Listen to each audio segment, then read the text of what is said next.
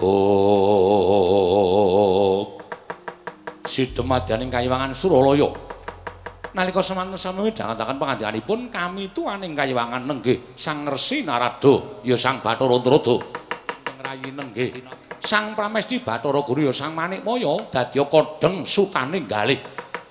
Sang Hyang Jagat Giri Pratingkah datan mobah, datan musik nganti kaya pratima kencana. Ngasorang pratangga pati kasaru geger njaba. Samya alok yen ta ana titah ingkang wantun minggah wonten ing Kayiwangan.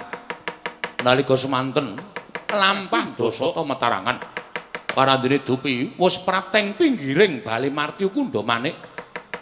Titah semau mboten siyos minggah wonten ing Bali Martya Kundha Manik pun padosi. Sasampunipun mapan wonten ing wingking lajeng agan minggah madaning Bali Martya Kundha Manik akarya para widodara widodari. Sami alok yen to ana titah ingkang minggah wonten ing Kayangan mangrung baing para Jawata kanca piyak-piyak ana daya wene dalan. Katinon Suprarateni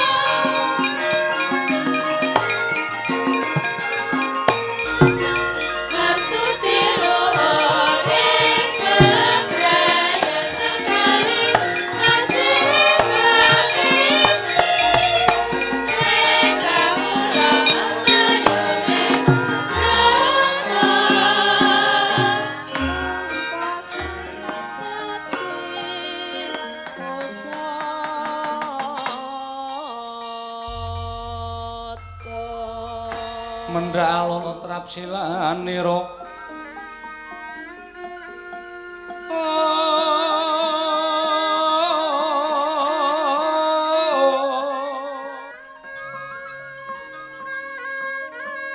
ngajomaken astanira kalih astanira kalih pisan yen nganti anta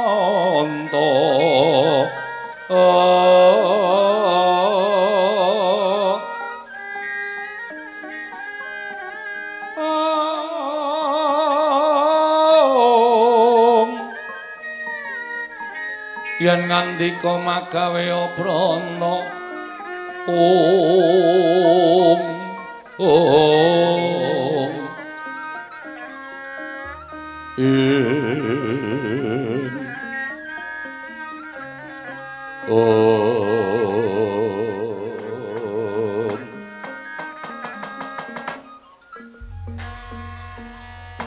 Om Mastana langgeng Kakang Rada menapa ing paduka ngendikaaken inggih titah menika Kakang. Ah, londolon.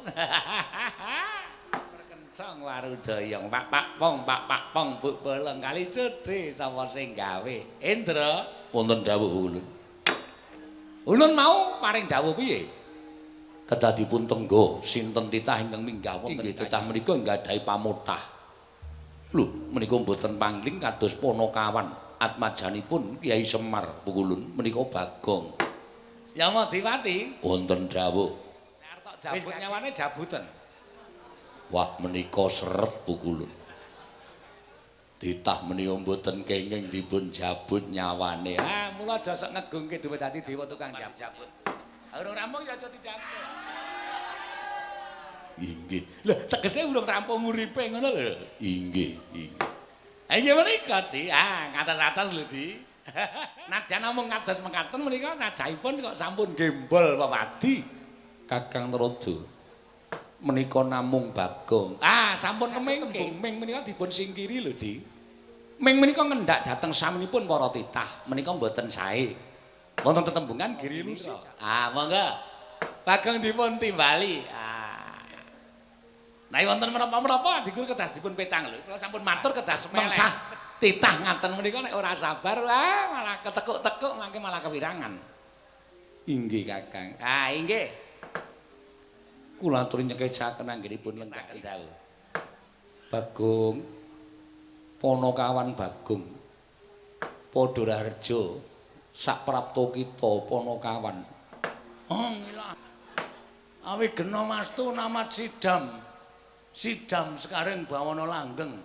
Ngilah ing sekareng bawana langgeng. Modar ora kowe. Omongane kowe. Nglarake ati kok sebutane dewa nggo dolanan sak penake dhewe. Mboten nggo dolanan Pukulun niki lagune Gomblo. Oh iya. Pukulun Bathara Guru kedahipun prisa nate kagungan titah ingkang sampun seda. Naminipun Gomblo, rumiyin dados penyanyi. Kemudian mboten tahun 90-an kurang. Iya. Ulun kelingan. Niku lagune ngilah ing sekareng bawana wutah. Lagi teka wis mutahke wedang. Padha rarja sak prapta kita, Bagong. Pangestunipun ngangadi. Pukulun tansah pinayunganing kawidadan niring sambikala. Pukulun bekti kula konjo. Ulun tampa. Sami-sami ulun nggih nampa. Pangestu ulun tampanana Bagong. Kula pundi nggo jimat paripe dayanana kasantosan. Kenapa kita nalika semono arep munggah ning Bali Marti Kunda teka minggok dalan pados ta. Kena ngapa sebab sampun ngampet kawit sak ngandhaping gunung Siulaulu. Gunung Siulaulu iki gunung endi? Gunung kok Siulaulu. Kula Siulaulu menika. Iya. Ya Bagong, Gunung Himawat kula sampun ngampet Pukulun. Iya. Bagong gak nonggoni ngadem. Sampun boten kirang prayogi. Anggen kula ngabiyang sanipun Iwang Bathara Guru. Nggih Iwang Bathara Manik. Sampun kirang boten kirang sekeca Pukulun. Iya Bagong. Mekaten inggih Pukulun. Bagong. Padha raja sak prapta kita Bagong. Cara lodolut. Bathara Lodolut ora. Bathara Narada. Iya. Jan, laman kok ora. Aja ngawur kita iki ya ngomong sak penake. Narada iki ming semene iki. Nggih, Pukulun.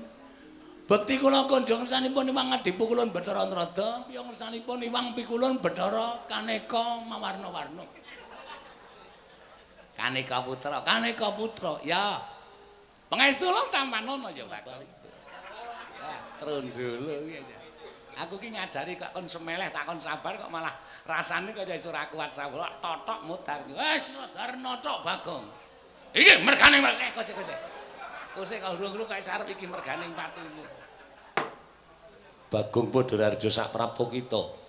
Pangestunipun Bathara Indra nering nambi kala bekti kula kacur Bathara Indra. Katur Bathara Indra inggih Bathara Warkop. Kok Bathara Warkop. Bagong Padharjo. Yama Dipati. Hus. Ora basa anu pukulun Yama Dipati. Bekti kula kunjuk pukulun. Ya. Cabut nyawa titah sampun angsal pinten pukulun? Ya wis akeh sing padha tak jabut nyawane. Kowe nek kurang ajar. Wis Yama Dipati. Ora gawe perkara. Ora sasa aneh-aneh. Bagong ki nek ngene iki ora kena disanak tak kandhani. Nggih, Bagong. Sampun mboten kirang prayogi pukulun. Yama Dipati. Pukulun. Piye Bagong? Sowan kula wonten ngaipun pukulun. Namung badhe nyuwun priksa pukulun. Nyuwun priksa perkara apa? Pukulun Bathara Guru menika menawi adus dangu. Amargi kaleke papat. Lengosoki mesti suwi. Sabar lho, sabar. Bagong menika pancen pakartinipun ngados mekaten menika. Tabiatipun watakipun nggih ngaten menika. Sampun ngantos dipun lebetaken wonten ing penggalih. Iya Bagong pancen. Remen kula pukulun. Iya Bagong. Nggih. Kula niku wonge niku seneng guyon. Dadi teng pundi-pundi niku sedulur. Kaya kanca kula dhewe kabeh. Iya. Pukulun. Ana apa meneh Bagong? Ingkang kalih menika widodari. Iya Bagong. Jare ayu kok elek. Hari kuwi werna loro. Ana ingkang ayu, ana ingkang elek. Wah, campur aduk. Sing widodari sing ngajeng iki ayu elek dhewe nggih pukulun. Ya wis ora dadi ngopo. Gayane nganggo kacamata bareng. Sing ngendi? Kae lho sing nika lho sing teng mburi nika lho, mburi dhewe nika. Cengengas. Wah dicopot saniki kacamatane dicopot. Plastik. Ya. Lah sing sabar, Mbak. Ponokawan Bagong. Dalem pukulun. Apa dene jeneng kita sowan mongko tanpa tinimbalan. Apa saka karep kita dhewe? Diutus kalawan bapakmu Semar. Kula kesah saking Karang Kadempel menika malah mboten ngerti. Kang Petro nggih mboten ngertos, Bapak Semar luwe-luwe nggih mboten ngertos. Lah, Bagong ki rene kok nggawa bola iki piye? Menika penggemar kula pukulun. Iya. Wah, lho kok saiki raine dinae blethokan barang. Ora apa-apa. Ngaten nggih pukulun. Iya, Bagong. Lah Bapak nggih mboten ngerti, Kang Gareng nggih mboten ngerti, Petro nggih mboten ngerti. Wigatine apa Bagong? Niku ora lara ati kula. Sebabe apa? Rumangsa sebabe nadyan anake Semar kok kaya dianak tirikan. Guse, Semar ki adil tumrap putra-putrane kabeh. Kok rumangsamu dianak tirikan? Niku wingi dolan tenggene Gareng, terus dolan tenggene Petro. Wong kanca kula nggih ming Mas Gareng kali Mas Petro. Teng mriko niku kula dicritani, dilalah dadi siji do jagongan Gareng lan Petro. Nggih, teng omahe Gareng do omong-omongan gayeng menika. Pertama membahas pilihan presiden. Mengkono nggih. Terus meneng suwe saya mrambat, critane gayeng. Mes saking jam 09.00 esuk nganti dalu niku kula mboten wangsul. Merga rembuke pun dadi tenggene wong tuwa. Gareng kalih Petro niku do rangkul awake dhewe iso ketemu nek karo bapakne awake dhewe ya Kang Gareng. Terus Petro ngrangkul Gareng, terus Gareng ngrangkul Petro. Terus jebul bapakne dhewe saiki wis dadi dewa. Ati kula niku cemburu. Mergane mboten wonten sing ngrangkul kula. Terus Gareng niku crita Begawan Salantara, ya Begawan Gandarwa Maya, ya Resira Gandarwa Raja Bali wis urip ning Kayangan. Awak dhewe mengkari ngetutke Bapak Semar nganti tutuk uripe awake dhewe, Truk. Ngono kuwi Petruk nggih ngoten niku terus terus pokoke salaman niku terus linggo jejer. Petruk karo terus diupload ditulisi anak Salantara. Ati kula kok keloron. Keloro-loro sababe apa? Kula takon berarti aku ki ya anake Salantara ya, Truk. Petruk njuk karo melengos. Ya udu muni ngono. Bapakku Begawan Salantara ya ora anak-anak. Kaya ndok banyak. Anjuk aku anake sapa ya, Truk? Aku ki ya asline dudu anake Semar to, Truk. Dudu Semar ki ra ndek anak. Semar ki malah anake ning Kayangan kabeh. Kae Bathara Kamajaya, Bathara Yamara Pathok, Bathara Gandamanan, Bathara Sarkem. Kuwi anake Semar ngono. Nah aku ki dudu anake Semar, aku anake Begawan Salantara. Muni ngono. Dadi lara-lara.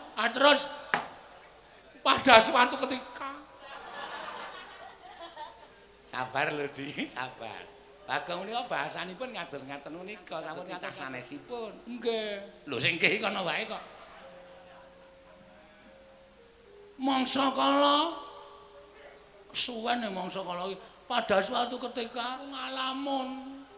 Lho, ngalamun nggih. Ndak aku ki anake sapa ya? Upama aku ki duwe bapak, mestine Bagong ki kudu ngabekti karo bapak. Mikul dhuwur karo nglindhengke bapak. Trembelane. Mikul dhuwur mendem jero. Mendem. Ana ora dipendem ora diglindhengke. Ora diglindhengke.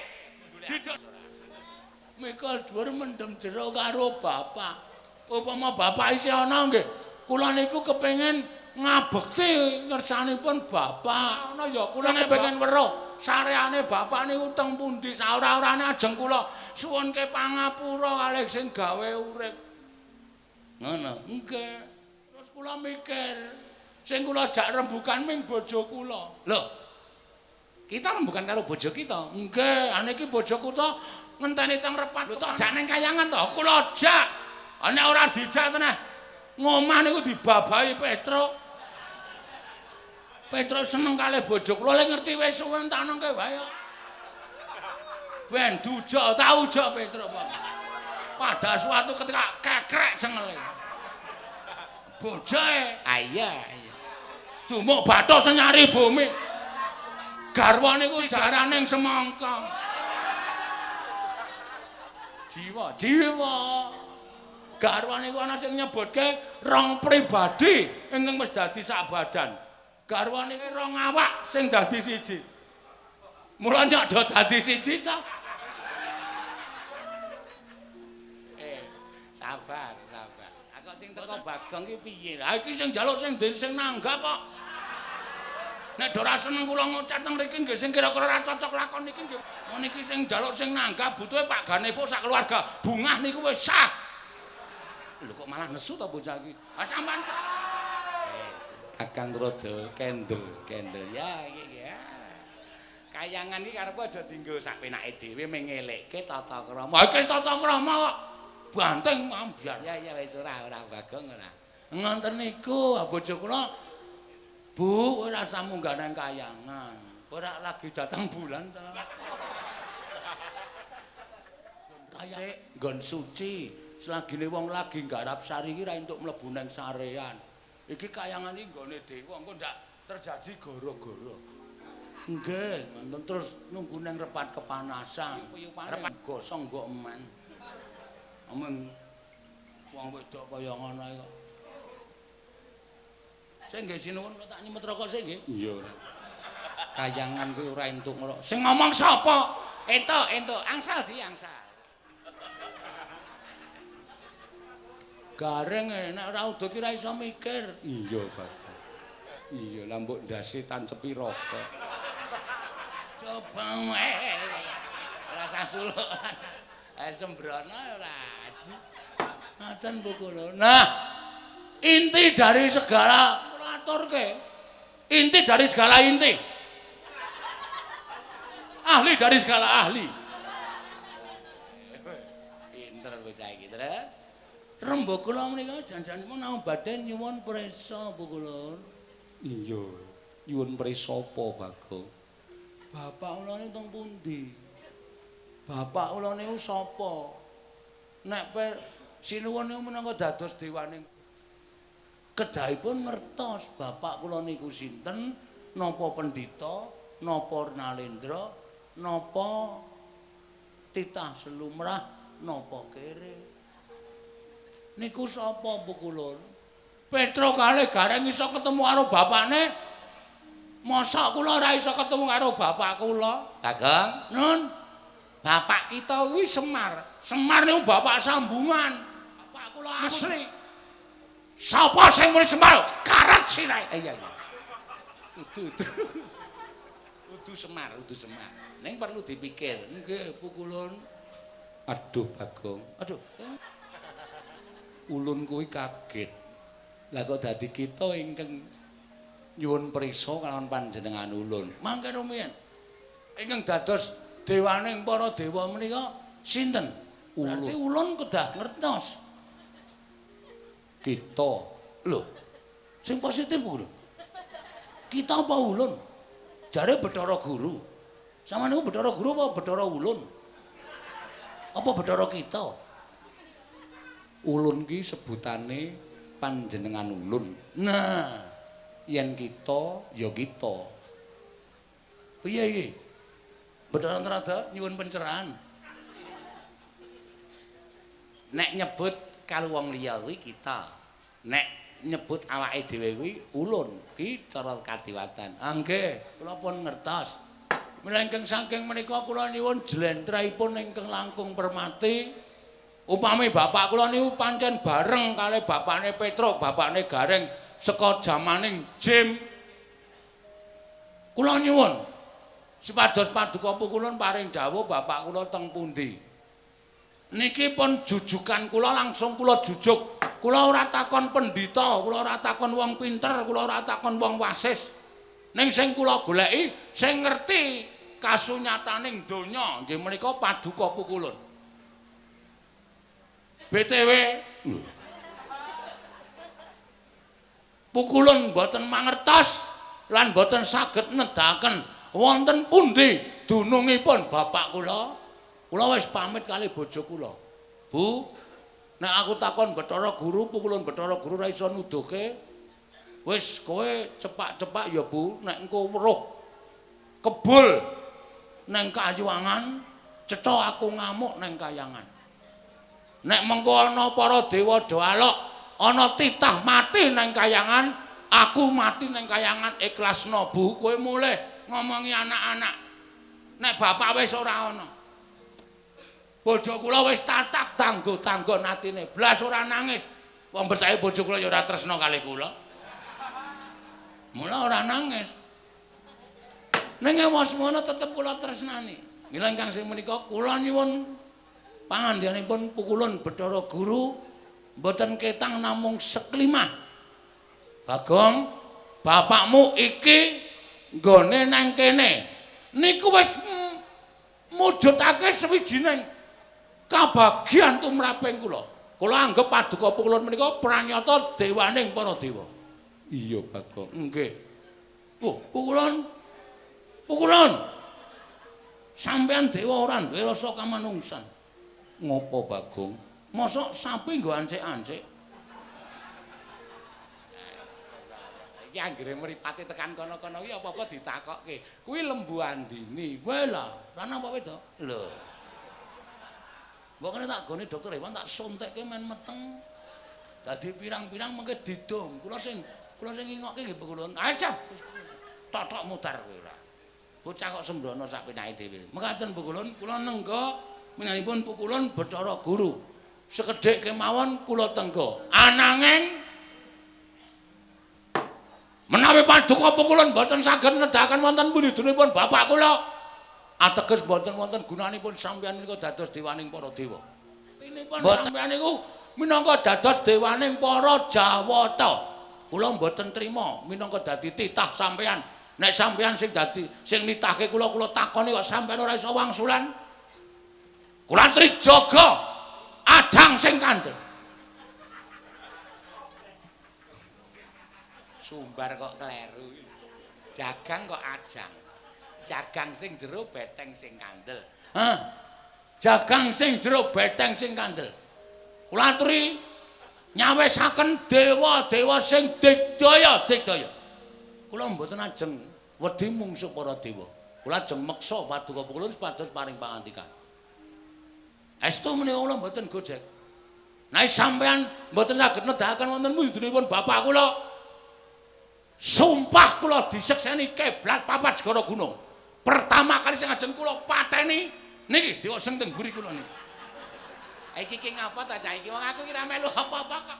Sing dipateni ulun ki piye? Tak patenane men rasa nggodha sinau. Lho. Kadake listrik ora? Kakang Trada. Punapi? Kados pundi Kakang? Kula menika bingung. Badhe nesu kok mboten saged. Lah iki menika ampuhipun Bagong wonten niki menika. Bocah gecul murah-ucul. Anggere rasane arep nesu ning dheke omong meneh niku sampun geli rasane. Geli apa kula? Kula niku pancen menggelikan apa kula? Lah nika ngendikanipun rak waton nerocos wae sak winake dhewe. Monggo Bu Kula aturi paring pangandikan. Sinten bapakipun Bathara Narada? Lho. Sing tak takoki bapakku apa bapak? Iya, Deng. Ah sampean ngomong wae kok. Marai lali. Bapak kula maksude kok bapake Bathara Narada. Nggo ngapa bapakmu ya? Weh. Sembrono ora. Aku ora takon bapake Bathara Narada, takon bapake Bathara Narada. Sinten? Sinten Bu Kula? Bagong. Nun. Estu napa Bu Kula? Bagong aja kaya ngono. Ulun kaget. Alon-alon Bagong aku tak kondo karo kita. Nggih. Niku harapan kula namung sampeyan Bu Kula. Nek sampeyan ra iso peteng mripat kula. Kula ra nyawang dewa, ra nyawang titah.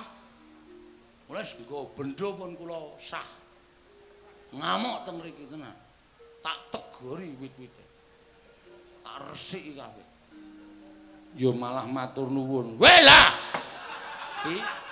Adi, ampun kados mekaten tadi. Lah wong Bagong ngaturipun badhe ngresiki kayangan. Wah, padake tukang kebon ora.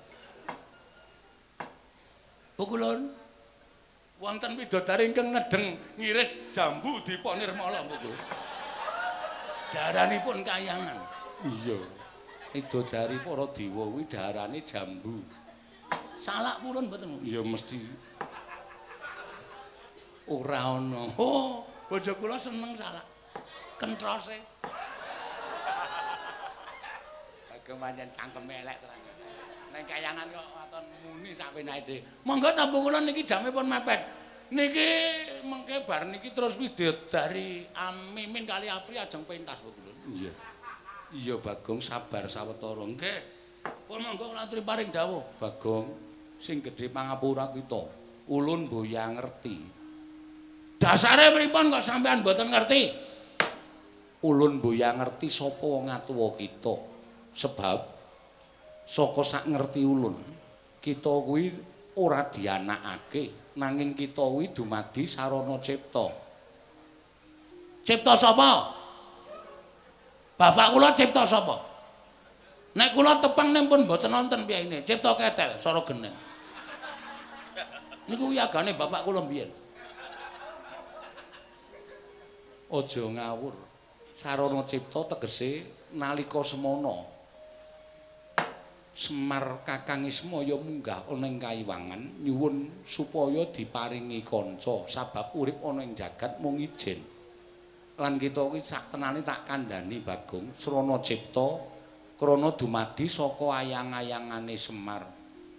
Tegese kita kuwi ora dianakake dening dumadi saka ayang-ayangane Sang Hyang Ismaya. Ya Kyai Semar Badranaya Bagong.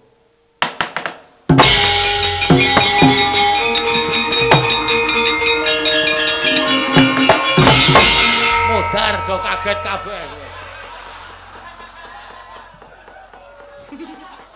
Nabuh kok sende-sende. Sapa, Pak? Kae para dewa-dewa. Do nabuh gamelan Lokananta kok sende-sende. Wah, ora ngandel ora. Wong kok senengane ora membubarke kadewatan. Mbubarke kapang rawit ya kaya. Bendo kapok. Rumangsane. Pukulin.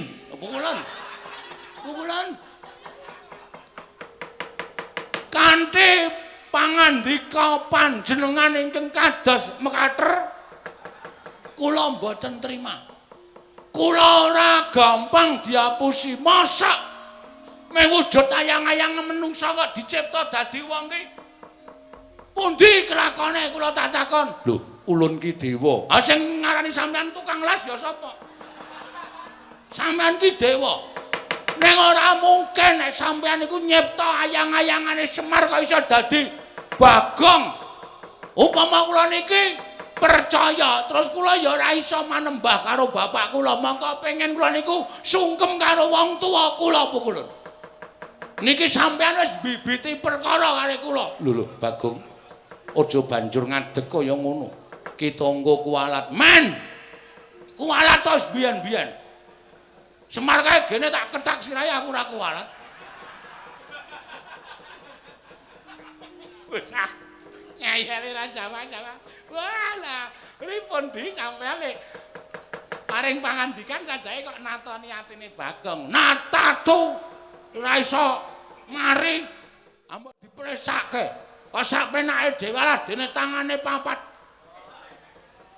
Ngapa nek men tangane papat kaya sak penake dhewe? Malak kuwi jenenge. Iso wong loro sing tok tandangi, heeh.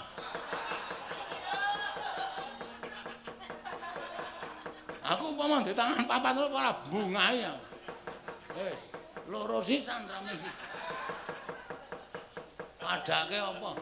Bagong. Ning aja kaya ngono. Ora iso aku nek ora ngamuk. Ora do wis gelem ngandhake nendi bapakku Bathara Guru, Bathara Narada, Bathara Indra, Yamadipati, Brahma, Semeru, Ngawi. Kabeh ajar kabeh. Ora peduli. Anggere ora do ndudunge bapakku nendi Bathara Guru kudu mudhun saka sela mangumpeng Kandha Waru Binangun. Ora ana gunane sampeyan dadi jawata ning Kayangan Surabaya. Percuma. Tidak ada gunanya. Aku ora trima nek ming wangsulane kok ming Bagong kowe dumadi saka ayang-ayangane Semar.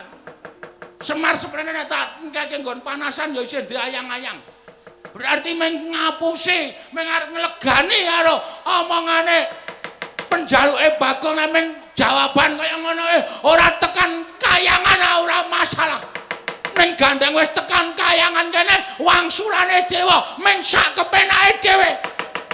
Bathara Guru ora mudhun saka sela Kandha Waru Binangun. Kemana sarekane atiku?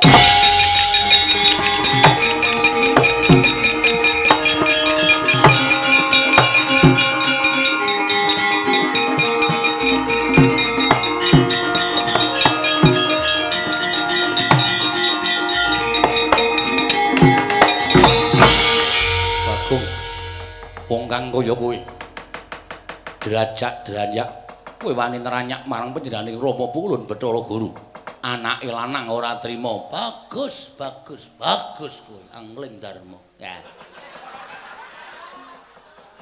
edan aku saiki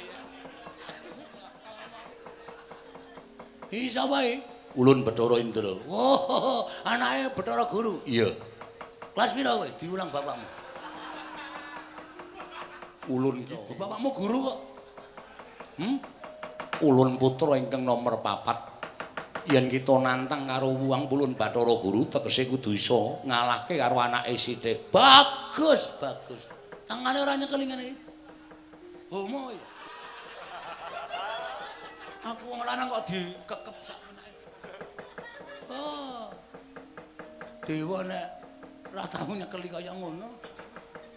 Ora ana sing mlentung sithik dicekel sak menake dhewe. Aduh. Lho niku ajeng guyu ning wedi kali Bagong. Ya mau Adipati gak jabut untune. Iya.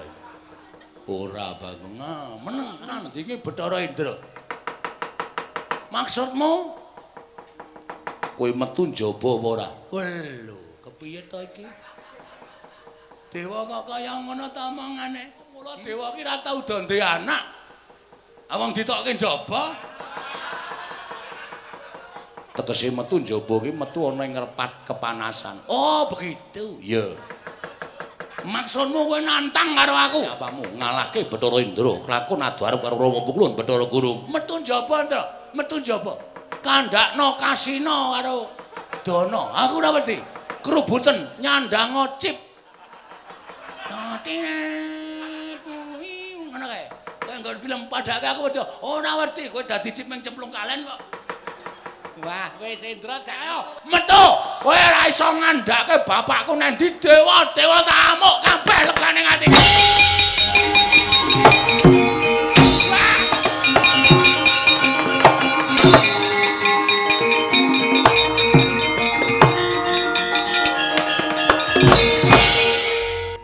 Ning arep metu kok nendang weteng lho.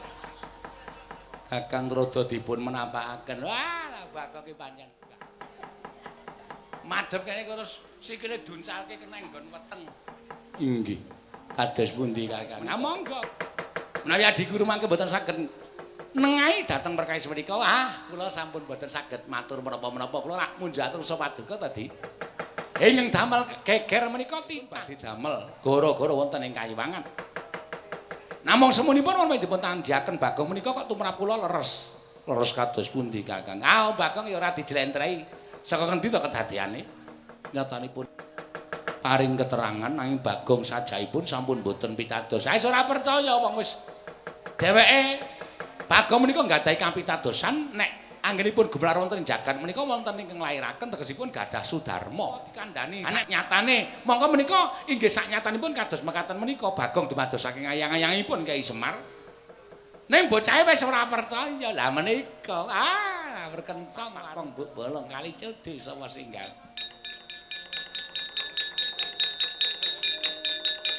Nah, mboten ngaten mboten badhe rampunganipun. Menika. Menika rak sak penake dhewe ta nika. Wong mau wis metu ning jaba kok bali meneh menika ndas pundi. Wah, menika lho walah. Ora, rak tenan ta. Nek ndi-ndi dadak nguyuh, nek ndi-ndi dadak nguyuh. Kayangan gon suci kok mung duyui sak nggon-nggon. Walah Ciraka ora. Di menika das pundi? Ya Adipati. Ulun keparengake kita nganggo daya kekuatan kita Bagong sendal mayang wis wani gawe geger Kayiwangan ya Adipati.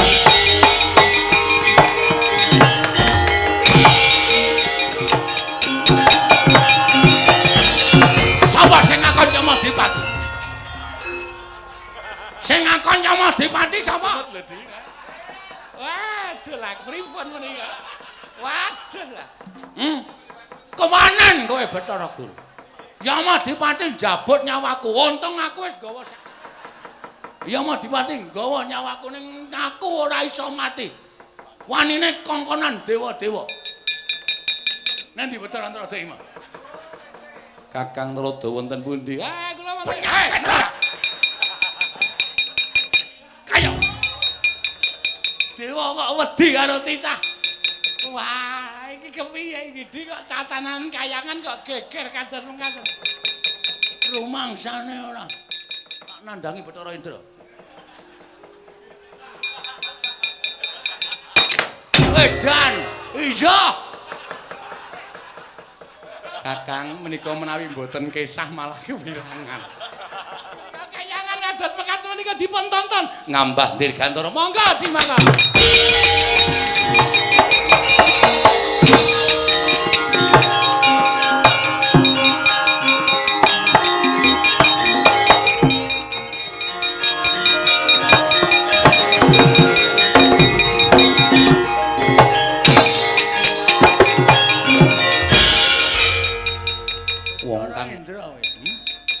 yakin gugu karepe dhewe. Mengatasi titah kok iso ngorak arek kayangan nganti Brama Pukulun Bathara Guru wae. Iku ndo manik nambah dirgantara ben. Do dirasani mbok ben. Arep ngapa kowe?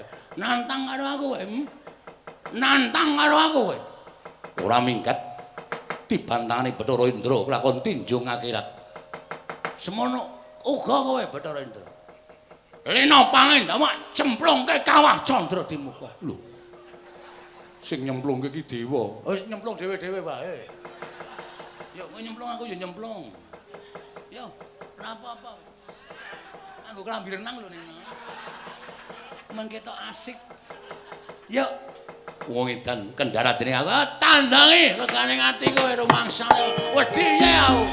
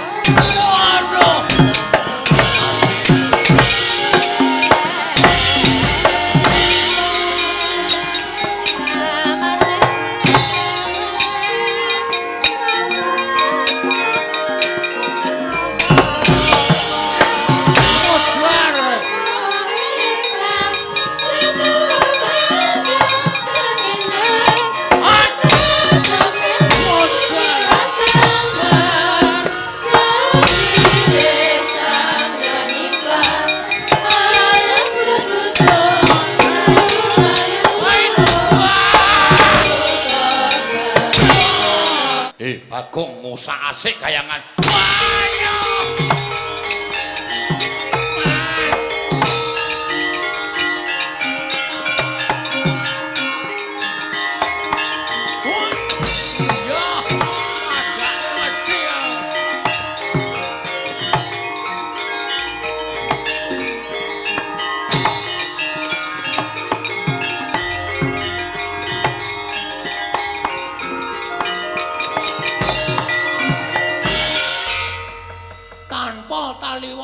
Lagi ana wong limbukan. Nyelo-nyelo sapa iki? Dewa awake abang kabeh. Takon karo aku. Jawata ing swarga Dahana Bathara Brama. Wow, Brama. Wah, iki kakangne Mantili. Udu iki Bathara Brama. Brama Kumbara Dudu. Bathara Brama arep ngapa wae? Timbali Wang Pikulun Jatimurti iki nen ngundurake kowe. Ora gelem bali aja takon dosa. Apa aku kelakon mentala karo kowe tak obong awakmu. Walah, kowe kira ngerti karo kadigdaning Bagong. Sang Hyang Bathara Indra wae kalah karo aku kok mung Bathara Brama. Maju sejangkah, aku mundur sejangkah. Aku maju sejangkah kowe mundur sejangkah. Atene ora ketemu-ketemu. Ayo ngono kuwi wong perang ki tehnike dhewe-dhewe.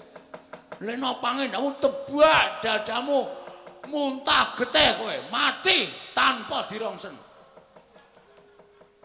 Omonganmu iki lho angel ditampa karo para Jawata. Pancen tak sengaja. Arep piye kowe?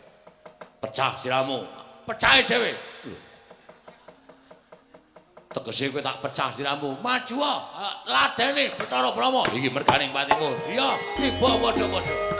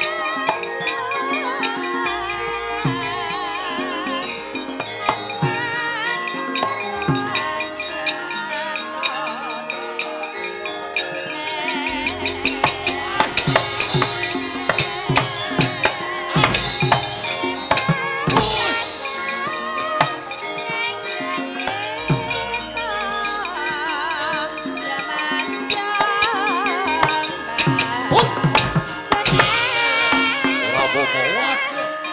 Lereng.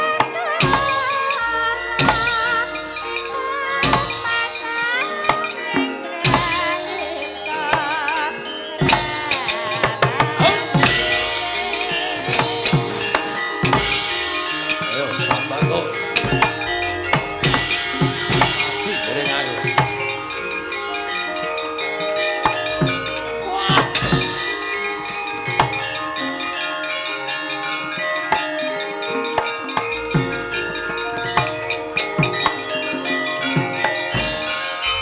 Pripun Mas? Ah, Bathara Brahma ampuh tenane. Tak ajar tak tonyo ora apa-apa. Pertama ketoke ngalah, bareng dheweke gelem krida aku diantem, sirahku ditendang. Terus pripun? Yem, Wonten dawuh. kowe tresna aku ora? Tresna lahir batin. Nek aku lara, Kula ngrasake lara. nek aku mati, Kula nderek pejah. tegese kowe karo aku wis hidup semati. Nggih, Mas. Sayangku. Kowe pancen bojo sing wajib tak uri-uri. Lho. Kula niku bojo kok padake kesenian. Ya pokoke wajib tak tresnani. Yem, Wonten dawuh. kowe wuda. Lho. Wuda. Kok kula ken wuda? Dewa ngene ora menungsa wuda kuwi najis. Kadewatane ora bakal sah.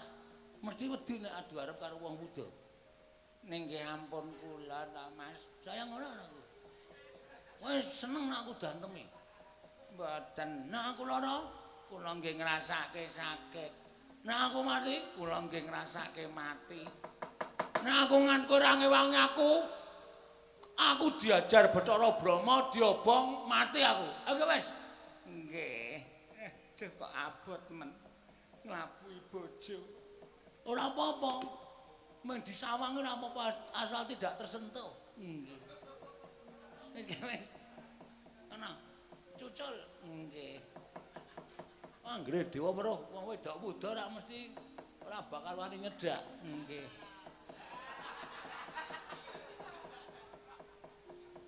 Kok ora kaya biasane ta Yem kowe? Bareng duculi kok kaya ngono. Wis nang kene. Nek Bathara Brahma mrene, weruh kowe sengara wani nyedak. Aku berlindung di belakangmu. Monggo mawon, Mas.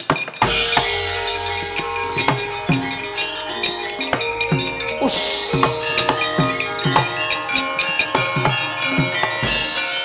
Andel ora, gene kalahe gampang. Dewa nyawang kok ngene iki dosa, lek dadi dewa ora suci lahir batine. Bagong Edan. Bagong Edan ning kayangan kok nggawa kaya ngono. Menungso ngendi kuwi? Menungso ngendi ndasmu e? Bojoku e, Bojo kok dikon muda. Kon ngadepi para dewa. Yem, Wonten dawuh. ngamuk Yem. Ngamuk nang kayangan bareng karo aku. Ampun, Mas. Kula ampun diwujudke kaya ngenten iki kula tak nganggo kemben. Mau kember apa ning? Diketok wis sithik. Nggih. Jane apik nek nganggo kemben. Aku seneng ya. Sampeyan kaya edan sak penake dhewe ra. Iki njur piye? Iki awake dhewe kalah. Sampeyan yo gawe masalah. Mungsuh dewa kok sampeyan wani niku terus sing ajeng niku kekuatan apa? Wis mati tak wujudane. Rawe-rawe rantas, malang-malang bakal tak putung. Ayo, Bathara Brahma kan ngetokke genine. Tinimbangane ora iso ngerti karo bapakku, wong tuaku, Yem aku tak mati nang kayangan ora masalah Yem.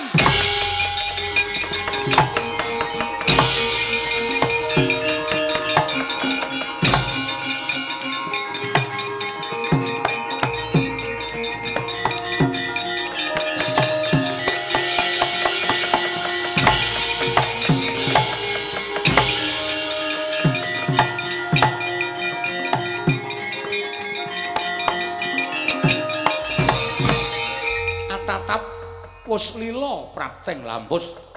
Kilurah Bagong nalika semanten pantok pepuntoning tekad tinimbang datan pinanggih kan sudarmanipun. Angur baya tekaning pati nenggih Sang Hyang Bathara Budawaka sigra nyipta geni ingkang sak lumbung Bantung mangalap-alap arsa ngobar iki Lurah Bagong mulat sang asih prana ya sang Hyang Bathara menang. Sigra manjing anggane iki Lurah Bagong.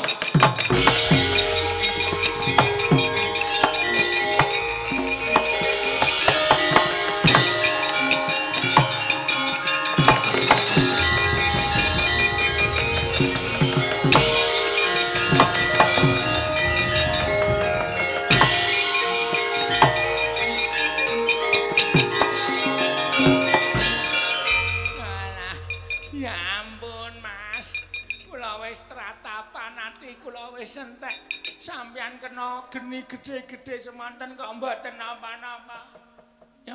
Non. Aku jare apa? Tersing ngoten kok. Aku ki merem ya, genine saya cedak aku merem, aku wis ikhlas mati. Aku kok iso omong. Aku ki jare urip kok. Tersing ngoten kok, terse urip Mas, mang melek. Alah. Alhamdulillah yem diayomi karo sing gawe urip.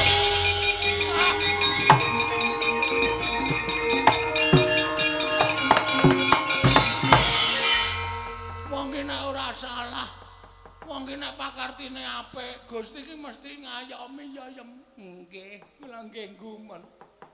Sampeyan niku wau kula ya ora nyemplung kali kok geni kok tanpa ngobong sampeyan blas. Sampeyan kok ya duwe kadigdayan kaya ngono kok mangsinggahke to Mas. Ora nyenggahke aku ora duwe kadigdayan apa-apa. Aku ki mau ki Sang Hyang Brahma ki ngetokke sentir mau. Sentir kok gedene semono. Bar mau aku wis merem tak kira aku bakal tekan ning pati. Kok dadi aku kena geni kok ora apa-apa ki. Berarti aku ampuh ya yem sajake. Wis nek pancen ngono genah aku diayomi karo sing gawe urip. Dewa sanduring Bathara Guru. Sapa yem dewa sanduring Bathara Guru? Nggih paling Bathara Rektor. Tak pacul ndasmu lho yem. Aman kasare ra jamak-jamak nang karo bocah. Kowe ki takoni tenan kok. Kula nggih mboten ngertos sanduring Bathara Guru Dewa niku sapa. Ning aku yakin dalam hatiku aku punya keyakinan yang besar. Nek Dewa sanduring Bathara Guru ki pancen eneng nggih wonten. Mbok menawa kuwi sing ngayomi karo aku, sing ngayomi karo uripku kuwi. Tak suwunke pengayoman karo Dewa sing sanduring Bathara Guru ya yem. Muga-muga nggonku mungsuh para dewa iki menang. Nggih. Kuwi aja ado-ado karo aku ya trajange kabeh para Jawana.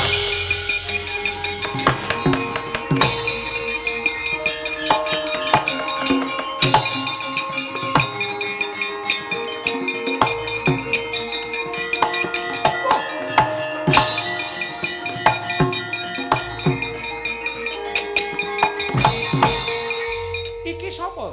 Iki Bagong kok ngamuk. Iki sapa iki? Bathara Penyarian. Lho, Carek. Iya. Lurahmu nendi? Lho. Aku dadi kowe sing maju. Arep ngomong wae. Kowe gelem bali apa ora? Sesuk ora gelem, saiki ora gelem. Lakon mati dening Bathara Penyarian. Kowe sing mati dening aku. Moncar.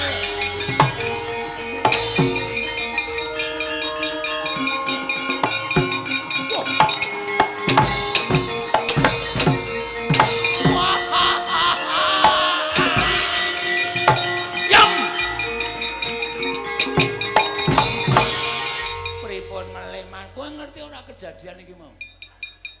Napa kejaba aku ora kobong dening geni?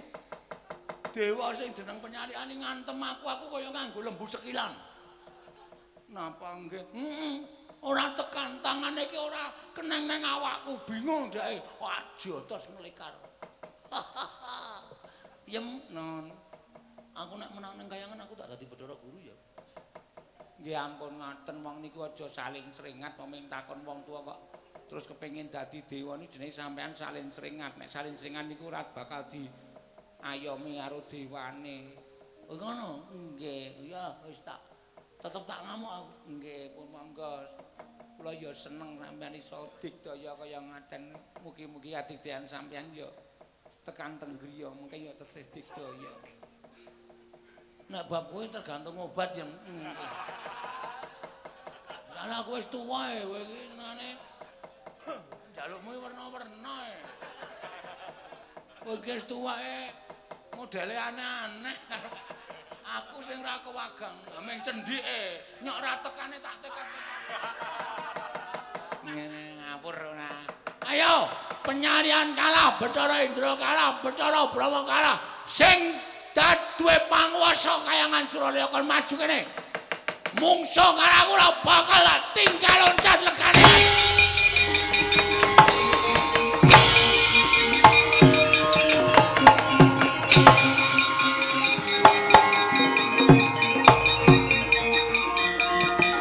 Wah.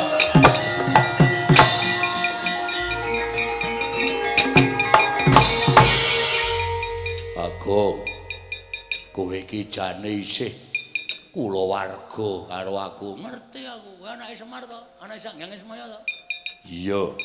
Mula kowe iki jane isih iso tak eman apa ora? Rasah eman-eman aku kaya sinden eman-eman. Ayo pokoke kowe melu Bathara Guru tetep dadi mungsuhe Bagong. Oh, lha apa aku mentolo karo kowe? Apa kira-kira aku kudu nyabut nyawamu? Wes, ya Madipati. Nek pancen kowe arep njabut nyawane Bagong, nek iso jabuten. Ning kowe ora iso njabut nyawane Bagong, tak jabut nyawamu. Lho. Lah kok nekat ki piye? Nekat wae nek ora nekat ora kecekel-cekel wae. Ora dinekati tuman. Oh, mati dereng aku jabut nyawamu. Jabut genti ora iso jabut karo Bagong. Wah. Oh.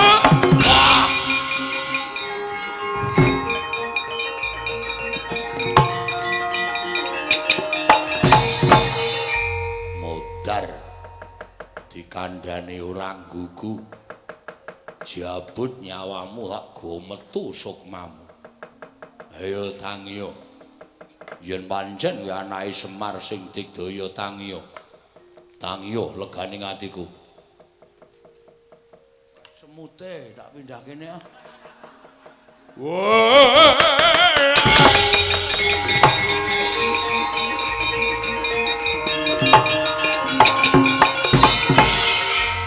Apa ora? Agene dewa ki mung karo wong keneng semute wedi. Mulai karena kene drubung semut geni. Ya golek sing kepenak. Melayu ya Madipati ora sembodoling gleleng. Welayem. Tak andane. Nggih napa melih, Mas? Mau ngerti ora? Aku dijabut nyawane karo Yang Madipati, aku gledak sampean sedo. Ketoke ya mata ki pet-petan.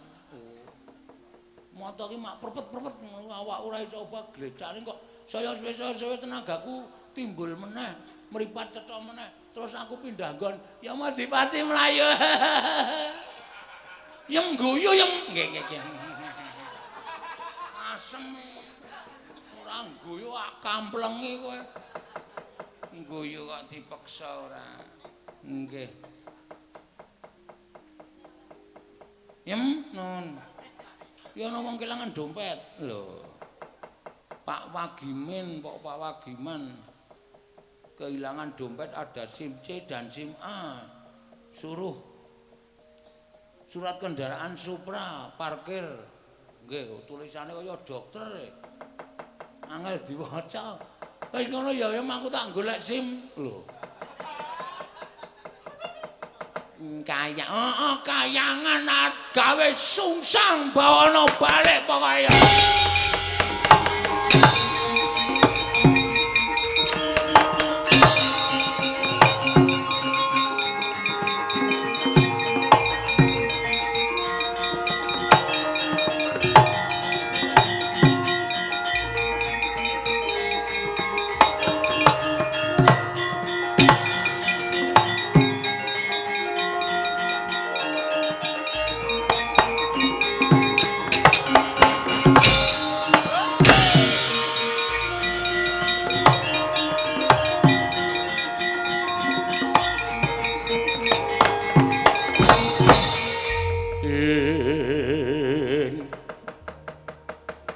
ana dewa yen nuntuna wong aprang kasangsayan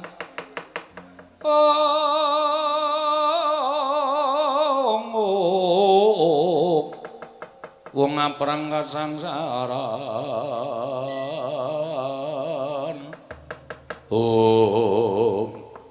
milahing ora nyono babar pisan lha kok dadi Bagong duwe katiasan ingkang edapi kabeh para Jawata padha kalah kabeh padha golek papan pendelikan Bagong kene ngopo dene jeneng kita tetep hambrung kaya mengkono ora guru lho ora basa karo ulun gunane apa aku basa karo sampeyan nyatane sampeyan wis iso ngandhaki teng endi bapakku gunane apa aku nganggo tata krama nek sampeyan tak jaluki tulung blas ora iso nulungi karo Bagong. Wah, cilaka iki. Bagong sampun kados-kados kan sampun boten saged dipun nilikaken. Waduh. Kaose barang dicoplok. Ngamuk kados mekaten. Inggih Kakang, inggih. Ngatos-atos lho, Di. Kae Bathara Teka kowe ngopo kowe? Lho kok Bathara Teka Kowe iki nek ngadeg kaya jog. Penyakit ora. Bagong ulun mboya melu-melu. Wes, dewa kok ora melu-melu. Dewa kok jirih. Anggepe terus aku terus melepas kowe. Ora tak anggap kowe iki dewa napa piye? Bathara Guru ra iso ngandhake ajar. Bathara Guru iso tak rangket nerodane. Ewer-ewer. Kecekelak tali nang kowe tak plotroki kathok. Cilaka. Aduh, aku malah merinding aku. Piye Bathara Guru? Ulun mboya ngerti. Mboya. Omongan kok meh mboya ulun kita ulun punapi mboya. Nek ora tau jelas lan ta iso ngedongke karo bapakku sapa. Piye lek iso mboya? Ulan. Ngatos-atos niku panjenengan notoke dhateng gesang kula. Panjenengan bisa piyambak ta Bathara talene ning kowe tak diplotrokke. Isin kula. Kita Bali mboya. Piye? Kita Bali mboya.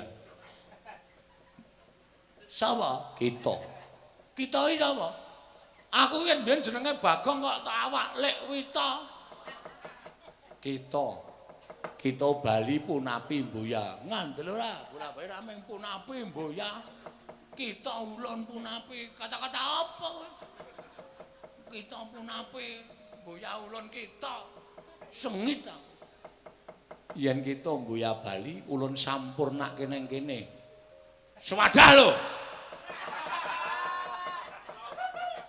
Ah, kandel ora cilaka to. Sewadah piye? Nek sampurna sewadah. Nek 76 rong wadah. Bagong edan tenan. Ulun malah bingung guneman karo kita. Kita meneh. Bolan-balane kita. Ulun kita. Gong baline ditutuk. Ayo, der.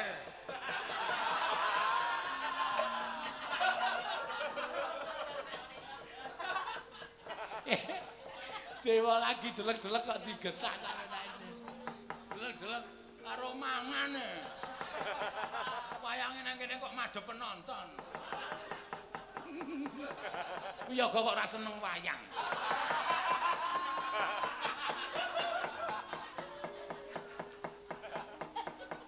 Kita wis sapa-sapa tok seneni wae. Men ngamuk bebas. Mangsane pokoke areng apa kowe? Ketiban guntur geni guntur angin sirna margalayu. Lho. Guntur saiki wis dadi angin to. Sangertiku guntur iki cuci motor. Kok dadi guntur geni guntur angin pun digek didawahi bocah ngene rasa macam. Guntur geni guntur angin remuk awak kita ajur ora iso kinuku Bagong. Tibano Bathara Guru. Guntur geni guntur angin kon nyerang aku kabeh. Ora wedi aku. Haslagine genine Bathara Brahma wae. Ora mempan kok meng guntur geni guntur angin.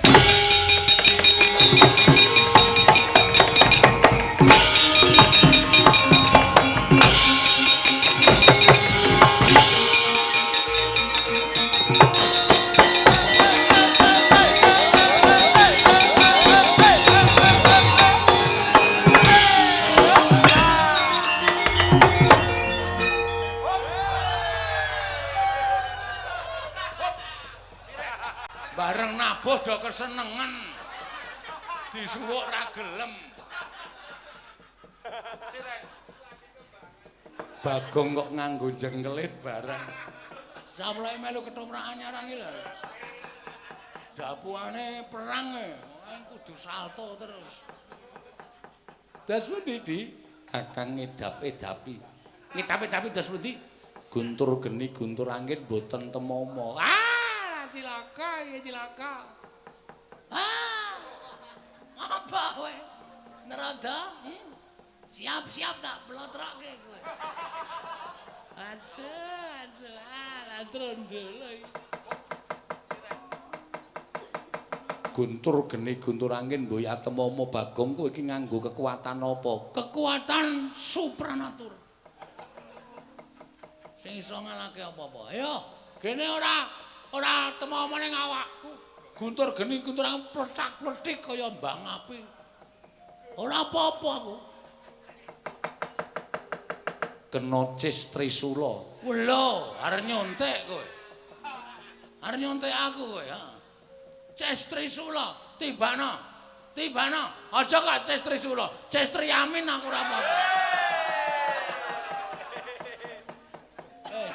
Mesti kaya serius ale.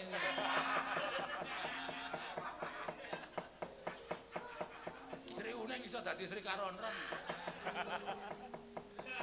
Gugu karepe dhewe tiban pusaka cis Trisula jebluk wetengmu. Tibana Bathara Guru kene marganing pati kita Bagong.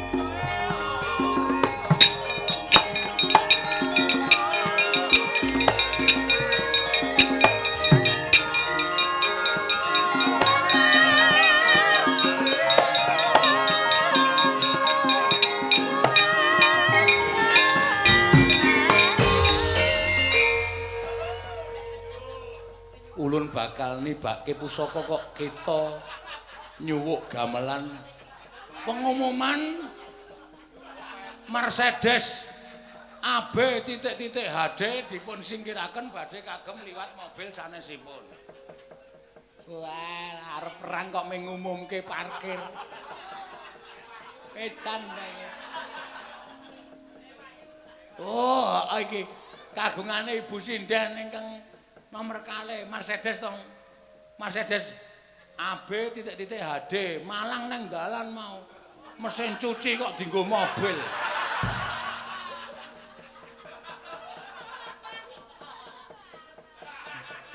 Buka laundry kok neng wayangan. Ngece tenan. Ngece mobil kok padake mesin cuci. Ha suarane kaya mesin cuci. Nek mlaku mak ayo disingkirke Mercedes. Bojomu nanti kon nyingkirke ora. Mercedes AB wis ndono. Ah, kon tutup wae. Ya ini kok buka laundry. Tiban cis Trisula jebluk wetenge. Tibana Bathara.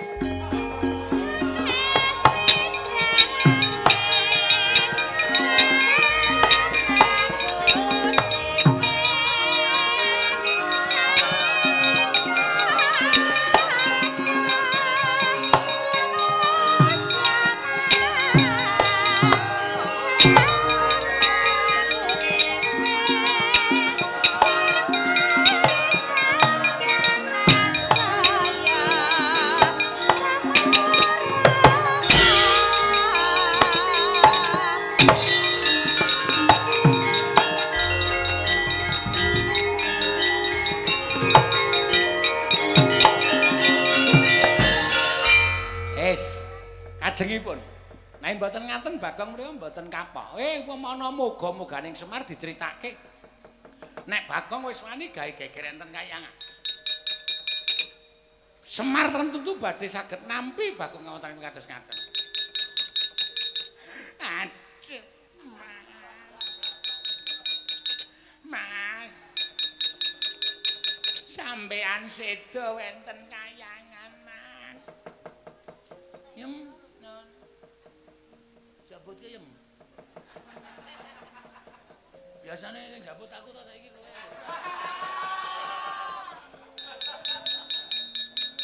Sampeyan mboten mati. Mati lengane jek akeh kon mati. Jawab ki nggih. Men do weruh kuwi dewa-dewa nek Bagong iki nek men ditancepi oyone wis kulina. Nggih.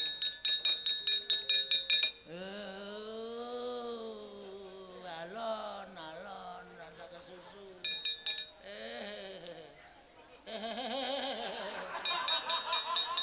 Sampeyan niku mati bleseke. Wong kon jabut kok mati bleseke. Oke, jabut. Risi nang weteng iki.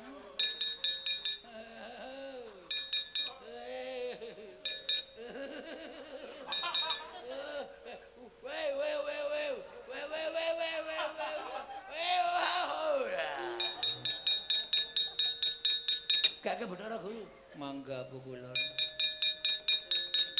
Mas, aku tangi rasa kuwatir. Minggat. Nggih. Piye? Saya kurang terima. Arep nancepke pindho. Heeh. Apa piye? Ora masalah. Aku selalu siap. Wes, arep nancepke pindho, ora masalah. Ndang, tak tunggu. Ora gelem nancepke tak rebut pusakamu tak tancepke kowe. Aduh Kakang Narodo.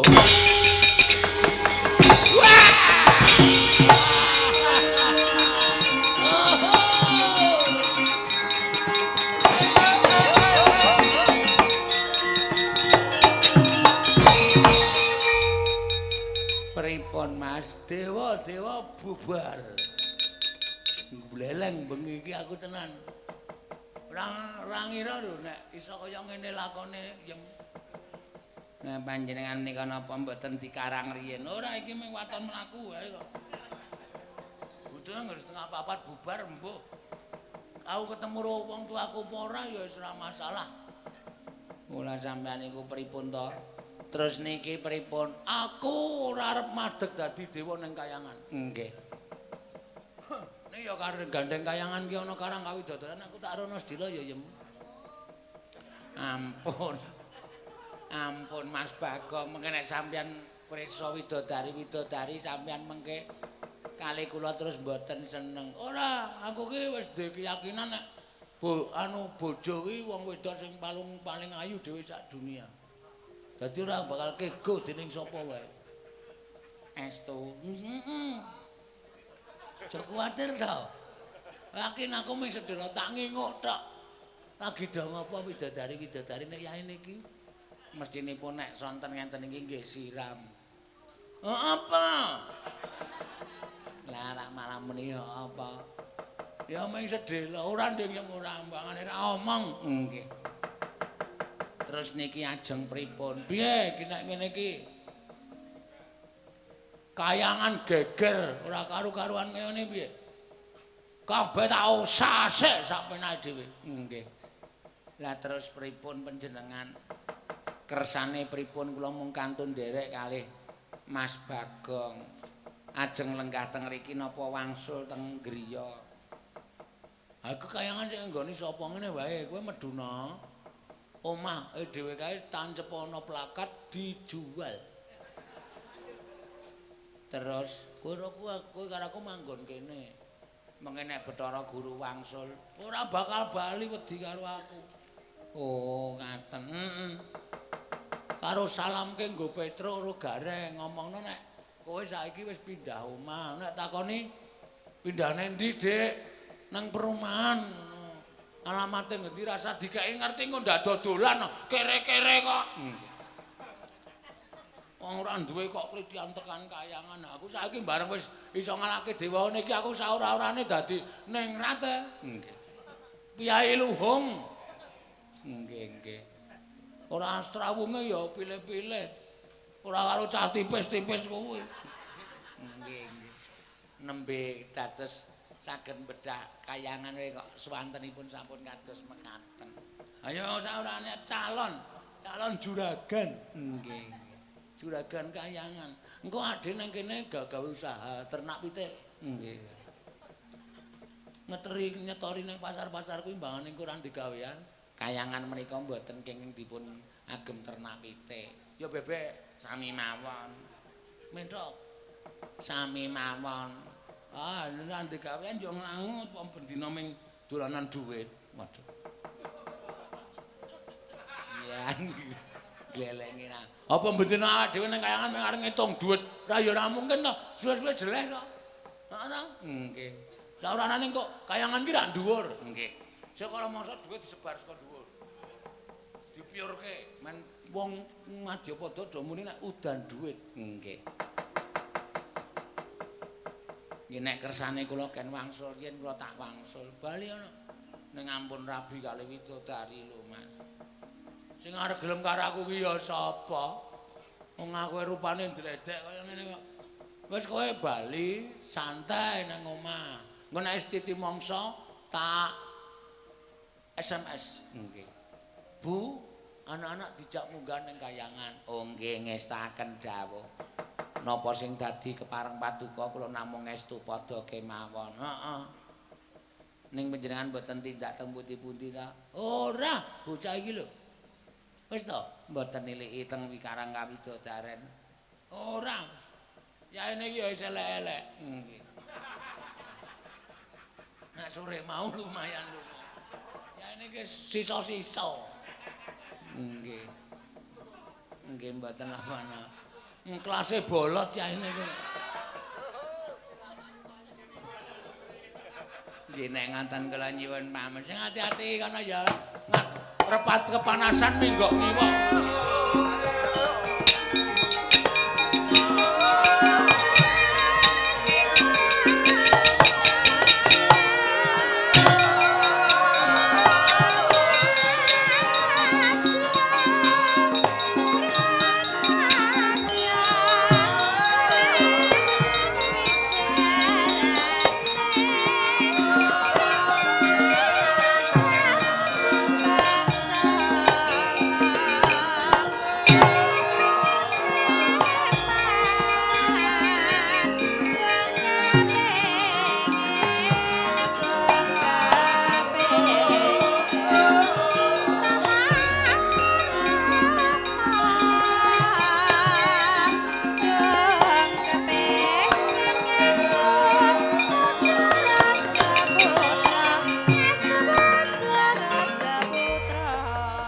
Samar pamoring sukma sinukmaya sinukmaya winayu ing asepi sumimpentang ing kalbu pambukaning warana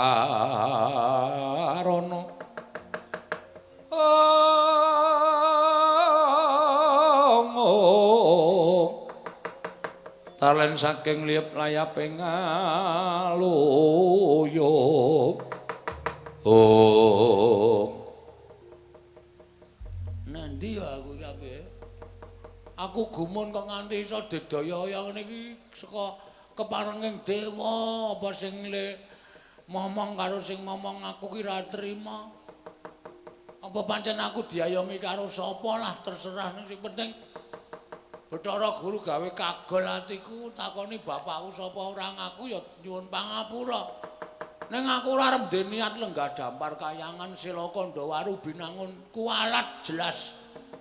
Aku mung derajate ngaceplek, aku mung kere kok arep werna-werna, arep aneh-aneh mbok ya wis. Kene aku terus arep takon sapa wis. Bathara Guru tak takoni ora ngerti, mongko sak ngertiku. Bathara Guru kuwi wong paling dhuwur dhewe.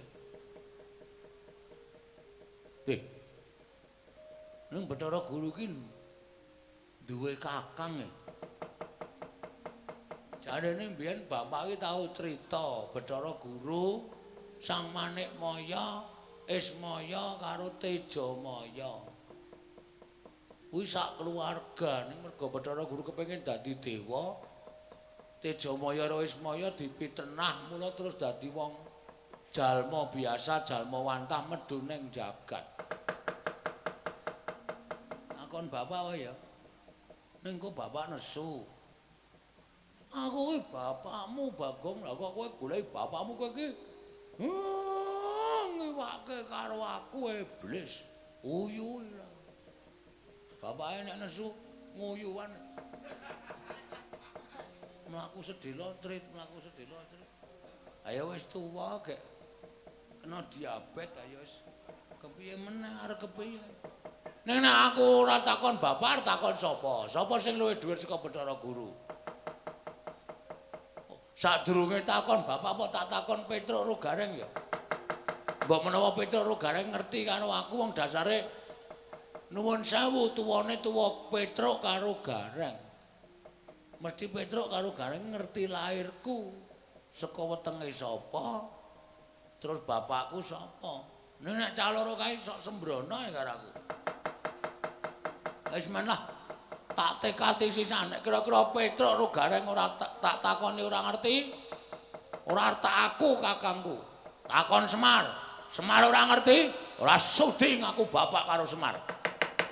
Gunane apa nek pancen penjangkaku ora kelakon? Do ora nyengkuyung karo aku, do ora ngewang karo aku, najan sedulur tak dadekke mungsa. Bagong, kowe iki piye to, Lim? Kayangan ki nggon dewa. Lah kok dadi kowe ngrusak kayangan gawe geger kayangan. Apa ora wedi karo welaking dewa? Welak piye? Welak ya ngombe, Kae ngelak. Bocah kok kandan-kandanan ning elira jamak-jamak. Lah terus nek kowe tekan kene iki karepmu ngene, Pak. Aku bareng sawetara tengok ning kayangan ki ngenam-enam pikir, ngenam-enam ati. Aku kaya dadak munggah ning kayangan ki ngopo? Wong Kagareng ki kakangku, Petruk ki kakangku, kowe bapakku sambungan.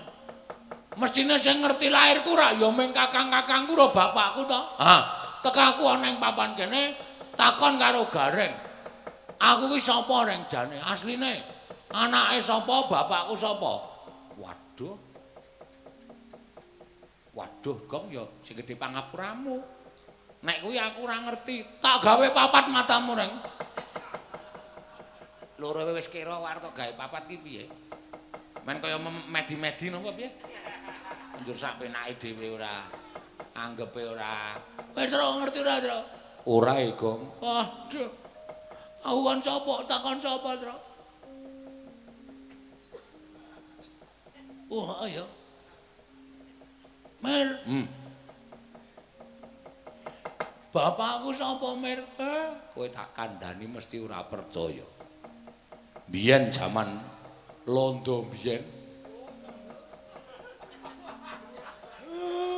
Biyen ana londo lanang. Perang ning alas. Neng kono ketemu kere wedok. Londo perang ora tau ketemu karo bojone, bareng ketemu kere, wah dipek bojo. Terus meteng lahir kowe kuwi. Tenane, Mir. Ceritane ngono. Dadi kowe iki jane pancen bapakmu wis ora ana mergo bapakmu wis mati di bedil pejuang. Semar iki gawe-gawe kita iki. Mbokmu mati kunduran. Lairke kowe terus mati. Berarti aku turunane Ropa. Waduh. Guayane Kok rambutku ireng? aku ya ora ngerti. Piye to, Pak? Kok kowe ora ngerti karo bapakku iki piye wong kowe iki wong tuaku sambungan kok. Kowe ya ora ngerti ora? Ora ngerti Gong sing gedhe pangapuramu. Kowe ora ngerti tenan, Tru? Ora ngerti. Aku kok iso ketemu karo bapakmu jaman semono. Lah aku ngatas karo dewa kok. Aku ngatas karo dewa ya ora diduduhi kok. Nek ngono ora adil donya iki ora adil, Pak. Aku mah nek meng kaya ngene iki aku trimo ngamuk nang kene nek do ora ngerti. Kok Petruk mlayu kowe.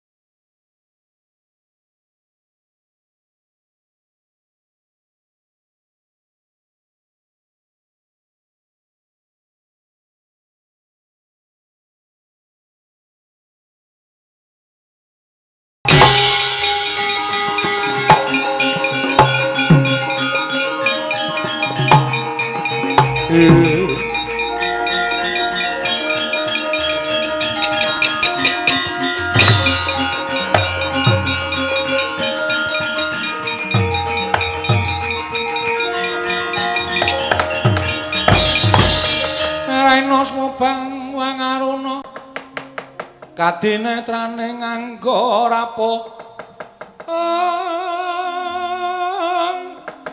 sabdaning kukila ringkani kala saketer kene donganing konglir wuwu sing pini panca wangati pukulen damel kaget rawuh paduka nyang Madyapada iya punta ulun payah ngaturaken sembah pangabekti kula kunjuk ulun tamah karya bombong tias ulun ulun ngaturaken sembah pangabekti kula kunjuk iya Kresna ulun tampa nurut guru hakeku aku ngaturake sembah iya Werkudara ulun tampa Iwang Pikula Narada kula ngaturaken bekti kula kunjuk. Iya Puntadewa ulun tampa. Kula Narada kula ngaturaken sembah pangabekti kula kunjuk. Kresna ulun tampa. Nrada hakeku ya Werkudara. Kula Iwang Jagatnata Iwang Pikula Narada kula ngaturaken bekti kula kunjuk. Iya Janaka ulun tampa. Janaka ulun tampa. Wonten menapa pukulun dene kesesa tindak paduka. Semu wonten wigatos rawuh wonten negari Ngamarta. Darma Kusuma prapta lunane negara Ngamarta sayekti nyuwun senjata pitulung tumbak kenceng.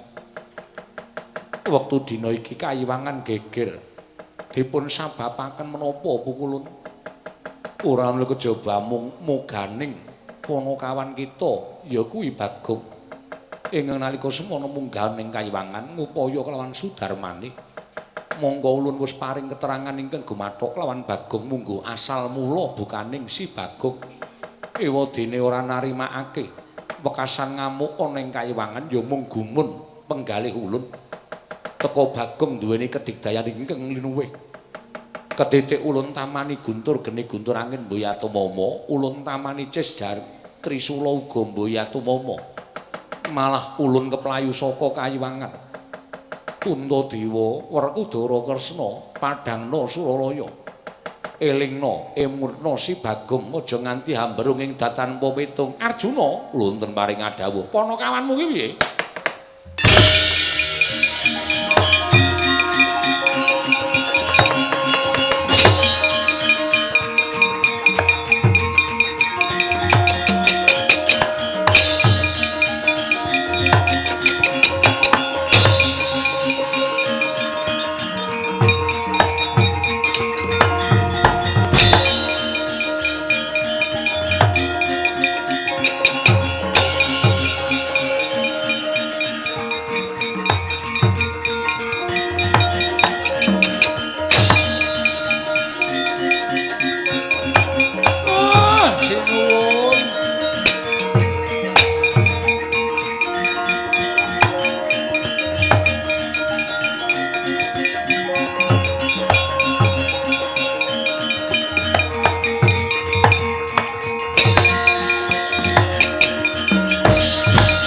Sinayeng manglung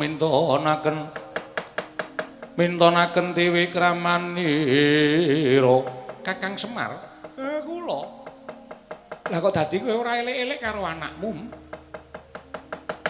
pokal gawene Bagong mengkono mau sayekti ora mung bakal gawe wiranging panakawan dhewe nanging uga nyempyuk marang asmaning para punden Pandhawa para Pandhawa ngono kok dadi bendaraning para punakawan lah kok dadi kowe ora ngelingake marang si Bagong ingkang nganti wani kumolancang Kakang Semar destun temen ing atase Kyai Semar kuwi tinuwakake ana negara Ngamarta nanging sabab apa dene ora elik-elik karo si Bagong ya bener Bagong kuwi wong kang wis tuwa nanging Kakang Semar minangka dadi wong tuane nganti Bagong wani gawe wiranging para Pandhawa Iwang Pikula Jagatnata lan Iwang Pikula Narada rawuh ana ing negara Ngamarta ngendikake ento Bagong gawe geger kayiwangan apa wis memper ing atase titah swantah wani gawe rame ana ing kayiwangan mangke riyen ampun dukani kula sik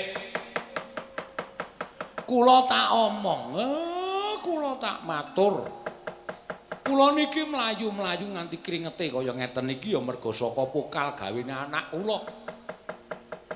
Mboten melu kewajiban minangka dadi abdi nglakoni tetembangan suka-suka parisuka. Lah kok dadi malah Bagong niku tekan Karang Kadempel. Ngunek-unekke kura, ngunek-unekke kakang-kakangne. Takon karo wong tuane mongko pun kula glentrehke ya mesa ora percaya. Malah kula mangsa barang-darane ajeng midana dhateng Bagong pun nek mboten dingotenke bocah niku mboten kapok.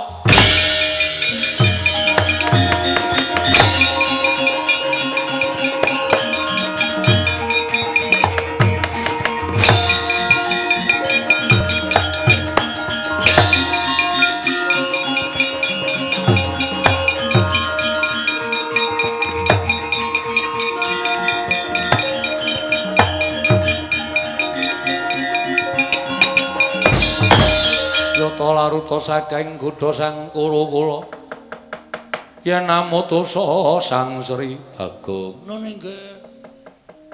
Tak takoni, kowe bloko karo Janaka. Mesti kemawon kula mboten tau matur Dara kali Ndara Janaka. Kowe mentas saka ngendi? Kayangan. Bloko kowe. Nggih. Iwang Pikulun Bathara Guru Keplayu saka Kayuwangan. Iwang Pikulun Rada nderekake tindak Iwang Pikulun Bathara Guru. Kayangan ana apa? Enten pengamuking Raja Ditya. Raja Ditya Ratu Buta. Saking negari Parangkusuma. Jejuluke sapa? Prabu Bagong Yaksa. Ora cengengesan. Aku bendaramu. Lah kok dadi kowe tak takoni cengengesan. Apa rumangsamu aku ngejak gojek karo dapurmu? Bagong, non tingkah polamu sing kaya ngono mau mirang-mirangke Janaka, mirang-mirangke Koko Prabu Darma Kusuma, gawe wirang Kakang Mas Werkudara. Kowe kena delekke apa ora? Kula pulun mendha nek pun wonten sing paring keterangan bab napa sing kula goleki. Kula kepengin weruh Sudarma kula. Bapak kula Iwang Pikulun Bathara Guru wis paring keterangan. Teko kowe isih ngeyel. Banjur karepmu apa? Kula mboten gadahi karep napa-napa. Kula mung kepengin weruh wong tuwa kula. Bagong, Nun, yen kepengin weruh wong tuamu, takon Janaka. sampean prisa? Wong tuamu wis nang epek-epeke Janaka mung kari nonton. Wah, mbok mau rasa dadak tekan Kayangan. Kula tak nyuwun prisa men lega ati kula nggih, Den. Iya, nyok tampan ono.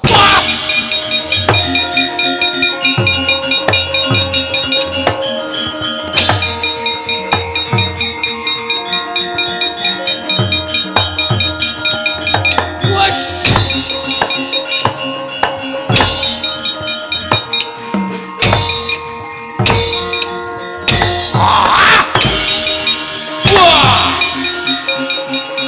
Raja Ditya iso menang. Kowe Janaka arep lelanging jagat lancuring bawana cokot kowe. Ben pokoke aku nek ora ngene iki ora kelakon-kelakon penjang aku. Wah cokot mbuh tatu mbuh ora sing penting tak geget. Aku pokoke niate anggere geget aku niat. Mbuh tatu mbuh ora. Nek urung jerit urung arep tak sulke. Ayo, amuk legane ati iki.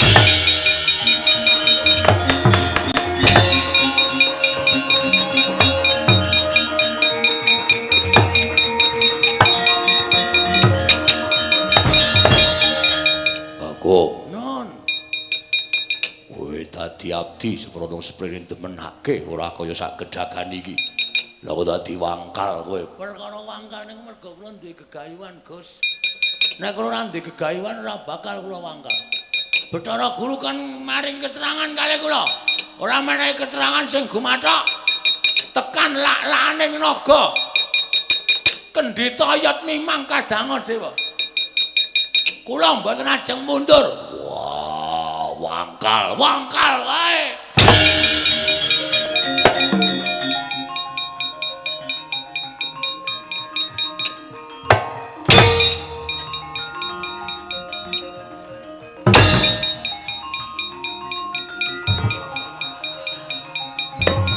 Dan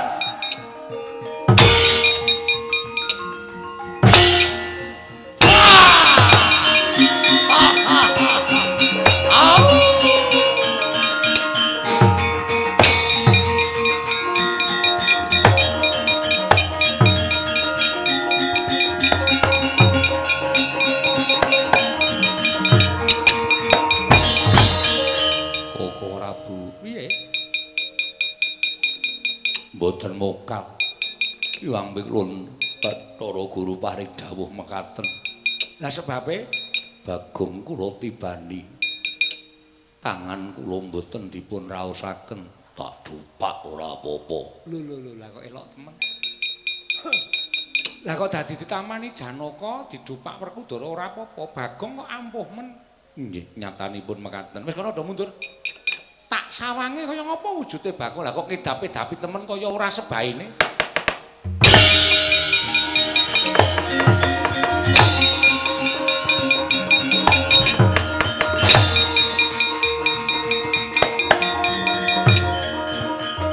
Lho kok sik.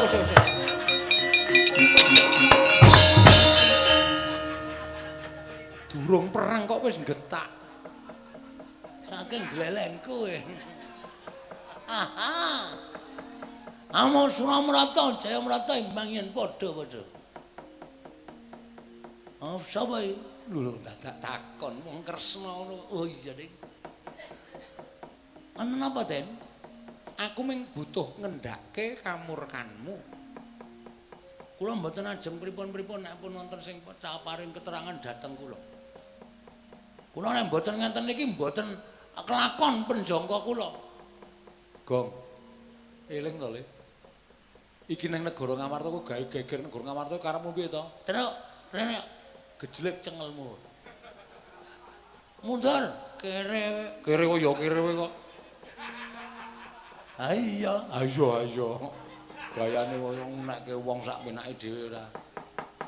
Mangsane ajen apa sampean? Oh lah dalah. Oh lah.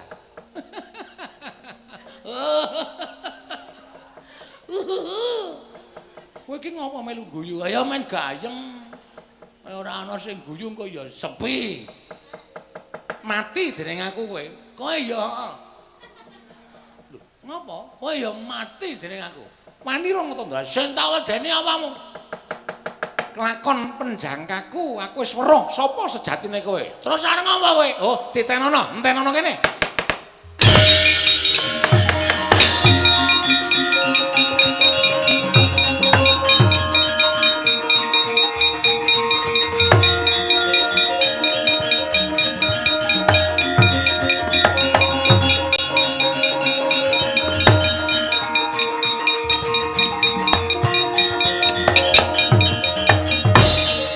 Laruta saking godha sang guru kula yen namutosa sang Sri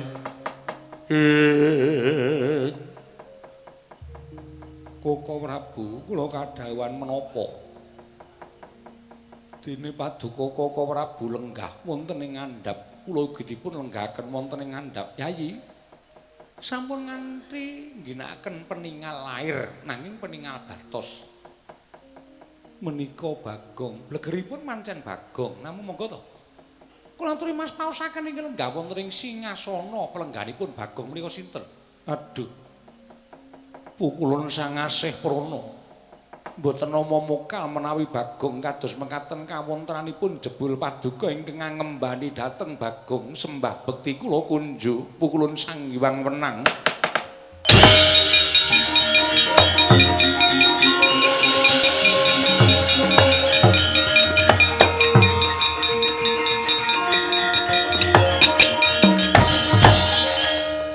Sapa cah cilik ngenyak-nyak sirah iki? Ah ngandel ora. Mulane kok ampuh Petruk. Nggih ayo. Sapa Petruk iki? Kuwi sang Hyang Wenang. Nganggo jarik kotak-kotak. Nah iya ben. Kudune rak iki nganggo seragam SD ya. Wong edan karo sapa-sapa kok dijak sembrono. Pukulun bekti kula kunju. Iya. Darma Kusuma Ulun Tampa. Pukulun bekti kula kunju. Iya. Kresna Ulun Tampa. Lajeng laman menika kados pundi Pukulun? Bagong. Nun. Ulun ingkang bakal sak jarwa lawan jeneng kita. Nggih, kula mung butuh ngertos mawon kok Pukulun.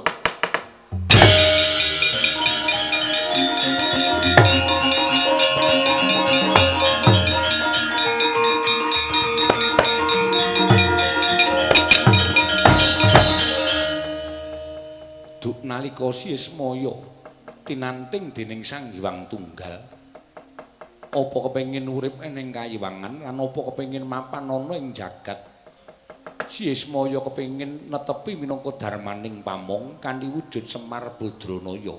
Nggih. Jaman semono pancen durung ana titah ingkang mapan ana ing jagat, mula Semar banjur diudhunake ana ing donya. Isih jamaning para jin. Oh, terus Semar mangsa ki jenan ora duwe kanca, ora duwe ruang, tumuli munggah ning Kayiwangan nembung kawan Manikmaya. Manikmaya Mahasingasamun ngrawuhake kalan panjenengan ulun. Tumuli ulun ingkang nyipta, tumuli ulun ingkang paring dawuh. Semar, kita aja kuwatir sabab ing sakungkur kita wis ana kanca ruang kita. Saka ayang-ayanganing Semar mandi cipta ulun wenteh wujuding Bagong. oh padha karo Bathara Guru mau. Ha iya, ning apa arep bubar jam 10? Ha iya ya, Gong. Kuwi mungguh kang dadi sejarah kita, dadi antaraning Nala Gareng Petruk Bagong kuwi temene ingkang luwih tuwa Bagong. Dek. Dek Truk.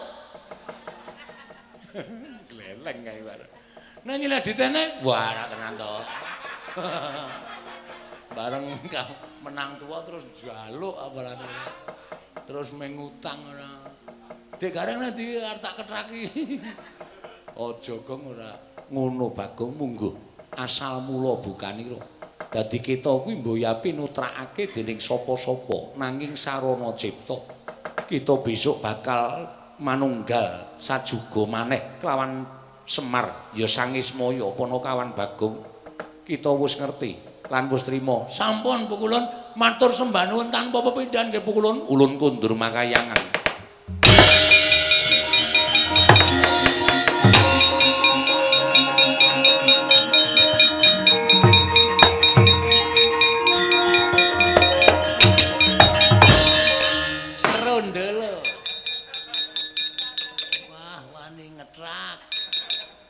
Aku wis ora gleleng wani ngetrak. Cedhis kowe ya. Curut. Dewa-dewa nganti mudhun ning jagat merga pokal gawene Bagong. Wah, trondol. Monggo Di. Bagong kepiye? Nggih pukulun jumbuh kalian pengendika panjenengan.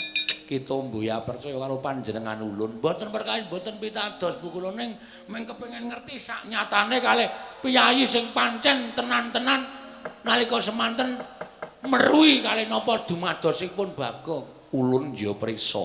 Nanging panjenengan pukulun ning mboten nyipta, sing nyipta Sang Hyang Werna. Ya, Bagong. Kayangan bubrah. Mboten bubrah pukulun sampun kula kirim rawan supados ngatasi kerusakan kayangan. Iya. Tukang 3 laden tukang 4. Niku mengke pun beresi pukulun. Sing bayar sapa? Mengke dilebokke teng tagihan kula. Kula gadah rekening. Mengke tukangnya dibayar nganggo BPJS. Aku iki gowang lara kok nggo bayar tukang. Nek tekor ora. Sembah kula nyuwun pangapunten nggih pulun sepisan malih nyuwun pangapunten iki kahanan lakon kaya niki mung nuruti Pak Ganevo pukulun. Iya. Bagong ora dadi ngopo ulun kundur makayangan. Nggih, sembah kula pukulun.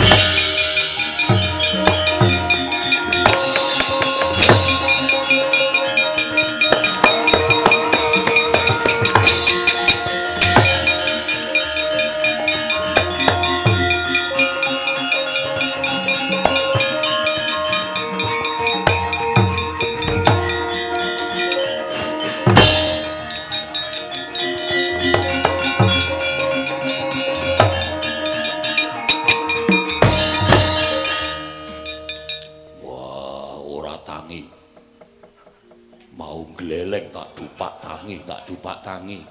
Lah rak mau to Werkudara. Kae mau merga kelenggani wong pikulun padha wenang. Lah saiki Bagong ya wis ming Bagong lumrah. Duh.